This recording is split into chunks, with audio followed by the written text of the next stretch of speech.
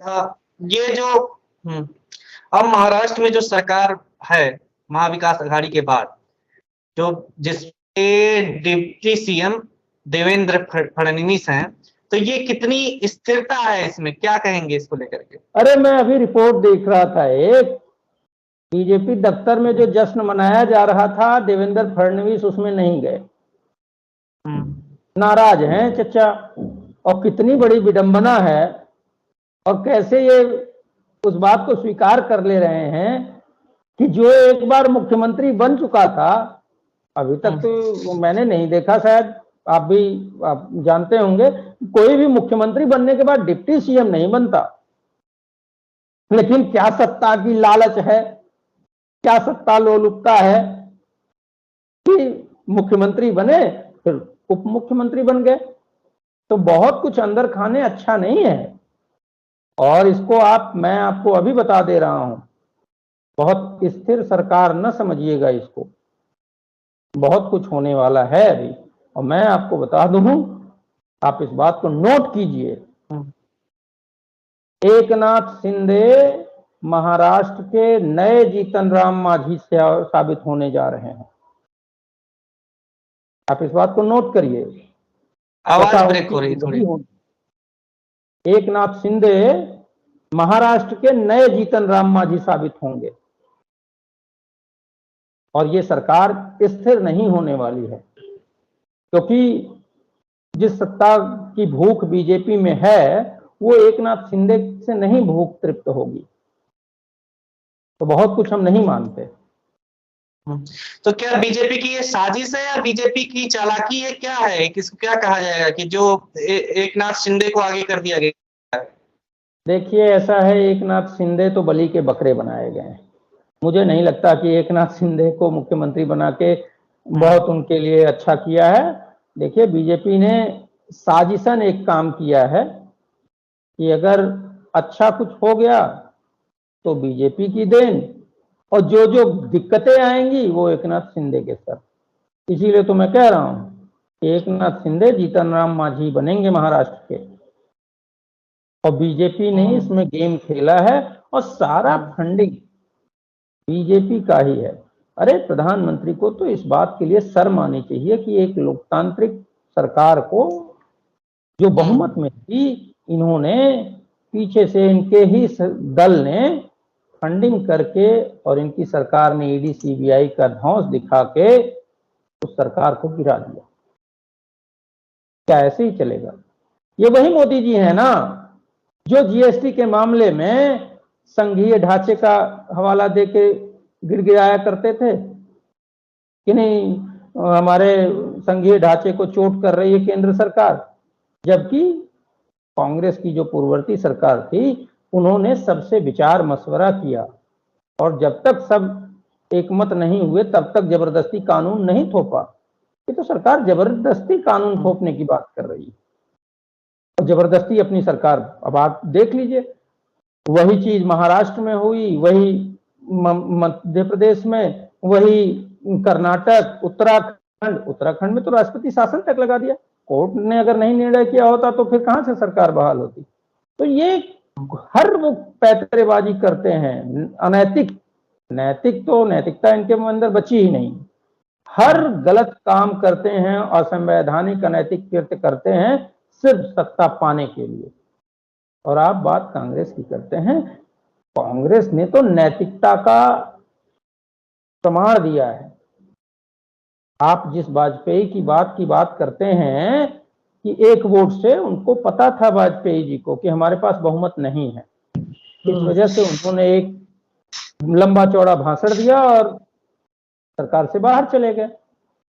मैं आपको बताता हूं कि 89 में कांग्रेस के पास बहुमत से कुछ सीटें कम थी, और तत्कालीन जो कांग्रेस के प्रधानमंत्री थे राजीव गांधी जी, उन्होंने छोड़ दिया सरकार, कहा गठबंधन जोड़ के नहीं हम बनाएंगे सरकार, क्योंकि हम 425 सीटों की सरकार थे, और जब आप आज इतनी सीटें हमारी कम हुई हैं, इसका मतलब है कि जनता ने हमको नकारा है। वो नैतिकता की पराकाष्ठा थी। आज नैतिकता, मोदी के पास एक भी विधायक न हो, लेकिन मोदी तोड़ ताड़ के सरकार बनाएंगे। आप देख लीजिए नॉर्थ ईस्ट में क्या हुआ, मणिपुर में देख लीजिए, त्रिपुरा में देख लीजिए, बहुत सारे ऐसे उदाहरण हैं।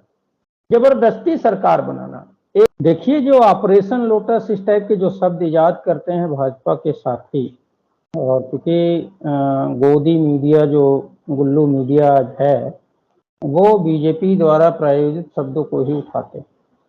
वो जो बताते हैं वो ऑपरेशन लोटस, मतलब मैं तो ये मानता हूँ लोकतंत्र के लिए खतरा।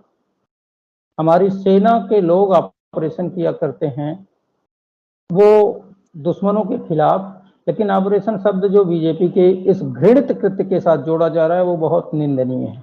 मीडिया को भी अपनी मर्यादा को समझना चाहिए कि सेना के शब्दों का उपयोग घृणित कार्य, लोकतंत्र के खतरे के रूप में जो कार्य किए जा रहे हैं उसमें उपयोग नहीं करना चाहिए। देखिए जो महाराष्ट्र में हुआ वो पहले कई जगह हो चुका है, उत्तराखंड, अरुणाचल, कर्नाटका, मध्य प्रदेश, राजस्थान में असफल रहा। इसका मतलब क्या है? देखिए एक बात चल रही है, एक बीजेपी से जुड़े सज्जन बता रहे थे कि देखो भाई, अगर बीजेपी चुनाव जीत जाती है तो सरकार बनाएगी, अगर बीजेपी चुनाव हार जाती है तब तो पक्का सरकार बनाएगी। हमने कहा क्यों?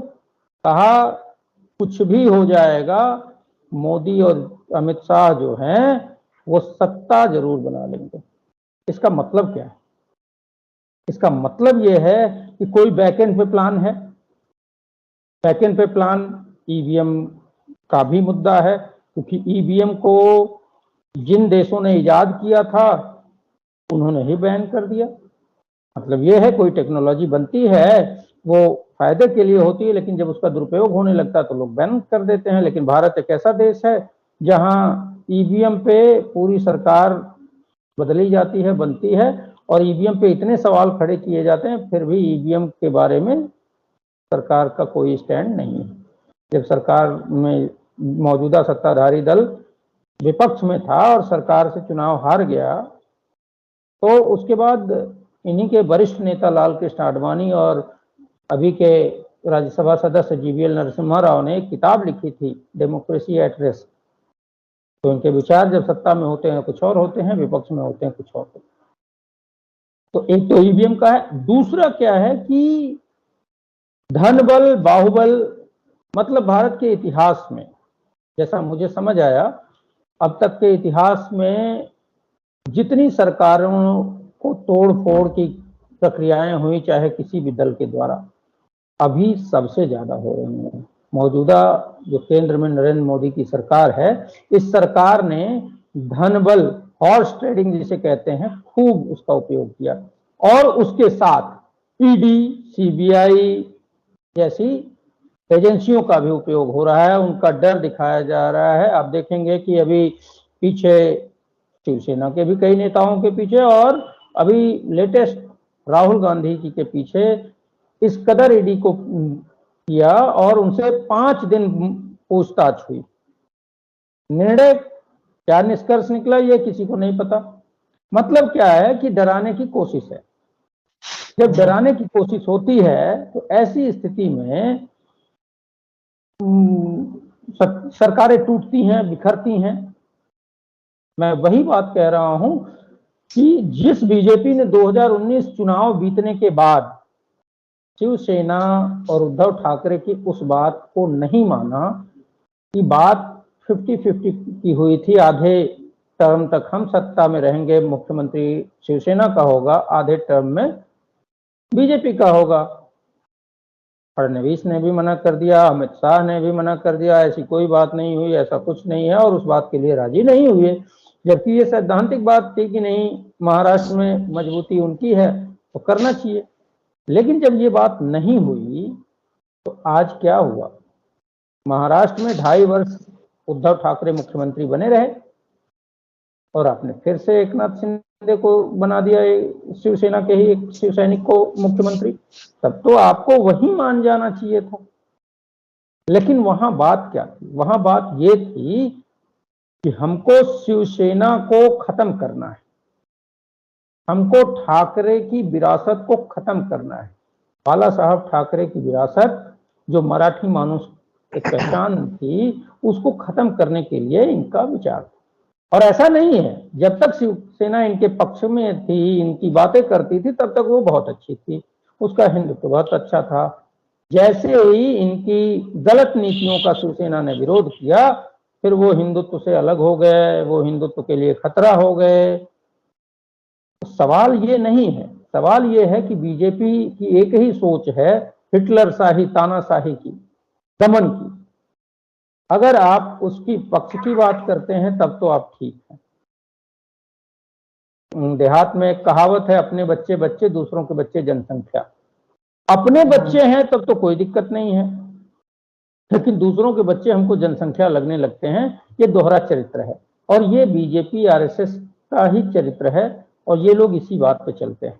अगर इनकी सत्ता हो, इनकी सरकार बने तो कोई बात नहीं है, और अगर दूसरे की सरकार हो तो ईडी, सीबीआई, धनबल, बाहुबल, इस सब का उपयोग करेंगे और सत्ता तोड़ेंगे और अपनी सरकार बनाएंगे। जैसा भाई ने कहा कि सर चुनाव जीतेंगे तब तो सरकार बनाएंगे, और नहीं जीतेंगे तब तो पक्का बनाएंगे।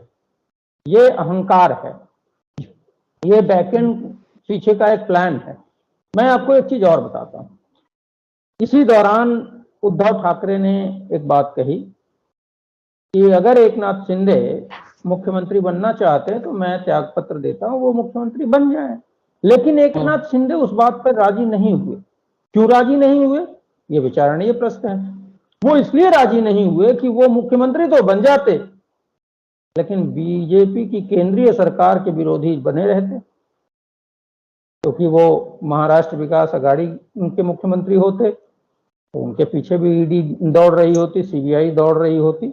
यही कारण है कि उन्होंने शिवसेना से बगावत की और बीजेपी के समर्थन से सरकार बनाना उचित समझा।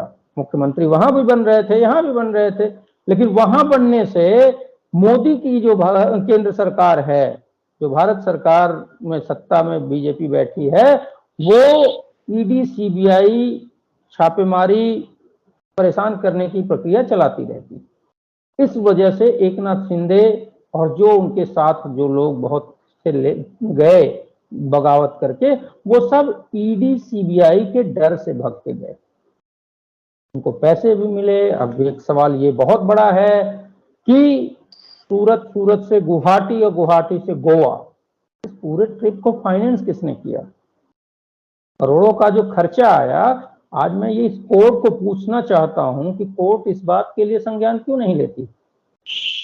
और सुप्रीम कोर्ट का जो फ्लोर टेस्ट का एक जो डिसीजन था, उसमें मुझे बड़ा अजीब महसूस हुआ कि सुप्रीम कोर्ट की ही एक बेंच कहती है कि स्पीकर है नहीं, डिप्टी स्पीकर के प्रति अविश्वास है। अब जब अविश्वास डिप्टी स्पीकर पे है तो वो फ्लोर टेस्ट कराएगा कैसे? ये दोनों जो निर्णय थे एक दूसरे से जुड़े थे, और सुप्रीम कोर्ट ने किस तरीके से ये निर्णय दे दिया कि आप अपात्र तो घोषित नहीं कर सकते हैं, उस पर स्टे लगा दिया, लेकिन आप फ्लोर टेस्ट करा सकते हैं। ऐसी स्थिति में क्या होगी? वो जो फैसला पहले था, सस्पेंड किया था, स्टे किया था 11 जुलाई तक के लिए, वो संविधान पीठ ने किया था। इन बातों का बहुत ख्याल रखना चाहिए। आज देश का लोकतंत्र खतरे में। खबरों में बने रहने के लिए फोरम 4 को सब्सक्राइब करें और नोटिफिकेशन पाने के लिए बेल आइकन दबाएं।